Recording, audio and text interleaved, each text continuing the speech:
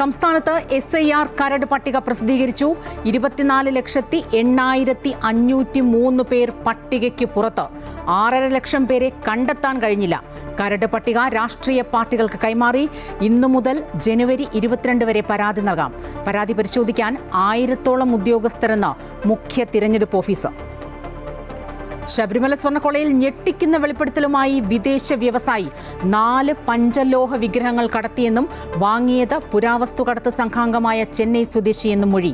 കോടതി നിർദ്ദേശിച്ചാൽ സ്വർണ്ണക്കൊള്ള കേസ് അന്വേഷിക്കാൻ തയ്യാറെന്ന് CBI ഹൈക്കോടതിയിൽ.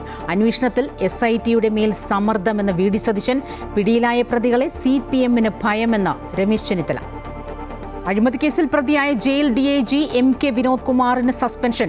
ആഭ്യന്തര വകുപ്പ് നടപടി. റിപ്പോർട്ട് നൽകി 4 ദിവസത്തിനു ശേഷം തടവുകാരിൽ നിന്ന് കൈക്കൂലി വാങ്ങിയെന്ന് കണ്ടെത്തി. എറണാകുളത്ത് ഗർഭിണിയെ മർദ്ദിച്ച സംഭവത്തിൽ നടപടി വൈകിയെന്ന് DGP. കൊച്ചി മേയർ സ്ഥാനം ലഭിക്കാത്തതിൽ കടുത്ത അതൃപ്തി അറിയിച്ച് ദീപ്തി മേരി വർഗീസ്. KPCCക്ക് പരാതി നൽകി. മേയർ സ്ഥാനം VK മിനിമോളും ഷൈനി മാത്യുവും പങ്കിടും. ആദ്യ 2.5 വർഷം മിനിമോളും പിന്നീട് ഷൈനി മാത്യുവും മേയറാകും. വേണ്ടത്ര പരിഗണന ലഭിച്ചില്ലെന്ന് മുസ്ലിം ലീഗും. ക്രിസ്മസ് ആഘോഷങ്ങൾക്കിടയിലെ അക്രമങ്ങളിൽ ആശങ്ക അറിയിച്ച് Catholic bishop council of India. Christmas ഭീഷണിയുടെ നിഴലിലെന്നും അമിത്ഷാ ഇടപെടണമെന്നും CBCI.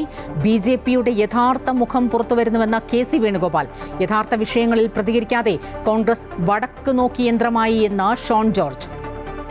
1 ലക്ഷം കടന്ന് സ്വർണ്ണവില. ഒരു പവന് 1,01,600 രൂപ.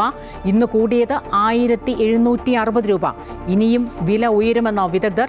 ഓഹരി വിപണിയിലെ ഇടിവും രൂപയുടെ മൂല്യം കുറഞ്ഞതും വില കൂടാൻ കാരണം.